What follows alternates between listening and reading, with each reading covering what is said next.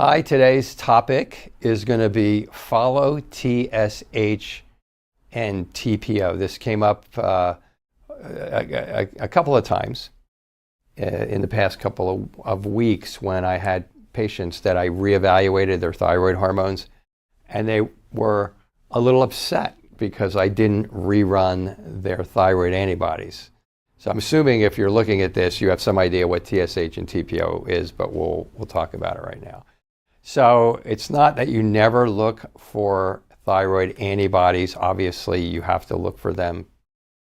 I'll assume that there's maybe one person out there who, for some reason, tripped on this and doesn't know what TSH and TPO is. So TPO is the thyroid peroxidase enzyme that is most, about 97% of the time, that's what comes up positive when a person has autoimmune thyroid disease, or you might know it as Hashimoto's. And the thyroid stimulating hormone is a hormone that everybody checks for your thyroid. All the endocrinologists check for the thyroid. It's the holy grail. That's all they check. And if they just check that and they don't do the antibodies, they're not going to know that you have Hashimoto's, which 90% of hypothyroid patients or more actually have Hashimoto's. So if they don't look for it, they don't know you have it. They're just going with your TSH. And so TSH, when they just go after that and you have Hashimoto's, a lot of you don't do well.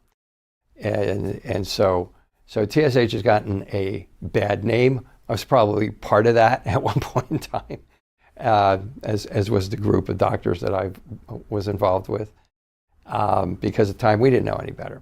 And we were tracking thyroid peroxidase enzyme, TPO, to see if the patient was getting better. So that was wrong. So here's how it goes, okay?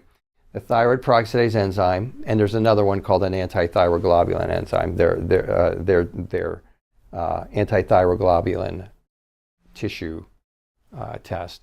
So these tests tell you whether you have an antibody that flares up, that tells your immune system to attack your thyroid.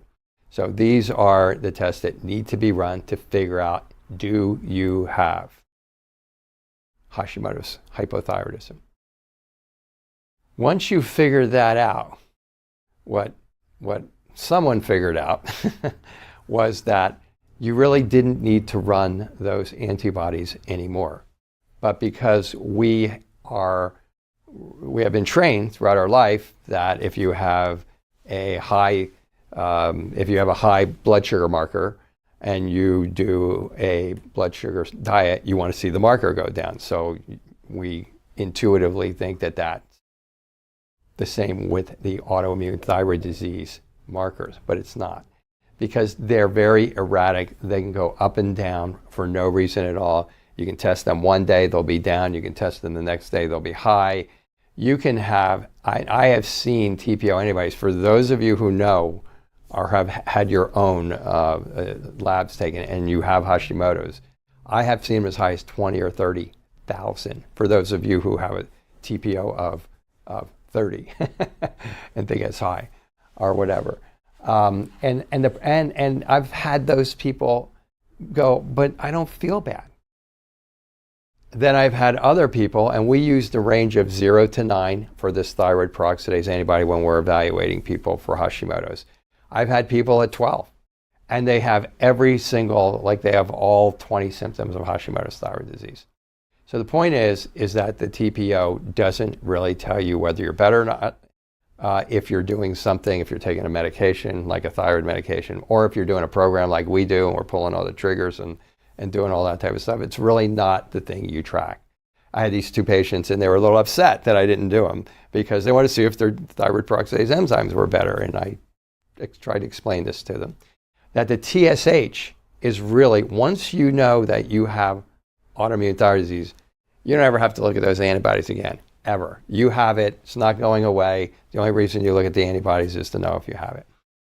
But to find out if you're getting better, you want to look at the thyroid stimulating hormone, the TSH, because here's the deal.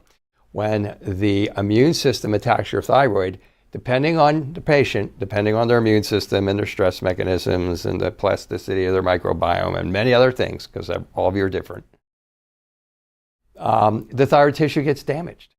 And as the thyroid tissue gets damaged and cells, thyroid cells start to actually go into your bloodstream because they got damaged, your thyroid's getting damaged. Your brain is reading that. So basically your brain is going, let's see, they got a lot of thyroid hormone in their system, so I'm going to not stimulate the thyroid anymore. Thyroid stimulating hormone is a hormone that's put out of the anterior pituitary gland, and it goes to your thyroid when your thyroid is low. When your thyroid is not producing enough thyroid hormone, it goes in and it stimulates it to make more. So it's counterintuitive. When you have a bad thyroid, you're going to have higher number. Here's another counterintuitive thing, right? You're going to have a higher TSH. So a high TSH means you have low thyroid function. And a low TSH most of the time means you have hyperfunction. Okay? So that's what you're looking for. So let's say you start out with a TSH of regular, let's say normal, it's 3. And then you start not feeling good, you go to the doctor and they go, like, your TSH is 4.8. So you have hypothyroid. So we're going to, and maybe they haven't even checked you for Hashimoto's, but let's say they did.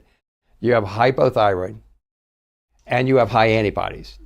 But most medical doctors are basically going to just give you thyroid medication.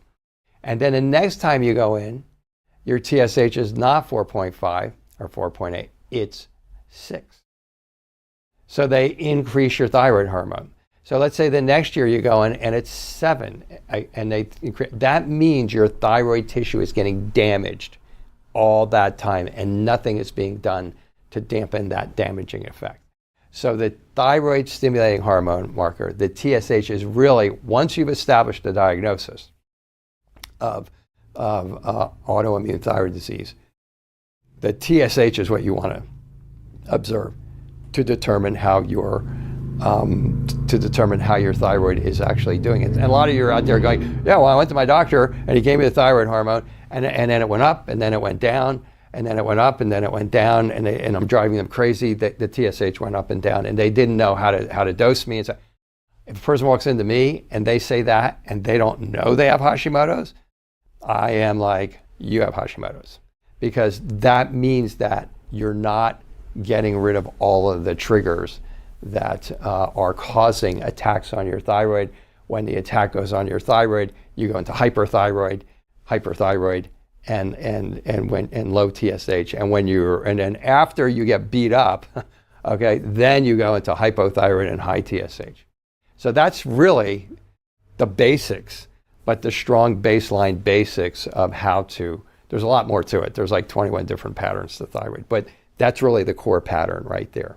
So when you want to figure out if you have Hashimoto's, run the antibodies. You have the antibodies, tells you got Hashimoto's, you never have to run them again. You should really go by the TSH, and there's other things, but that's the big confusion. So I wanted to clear that up.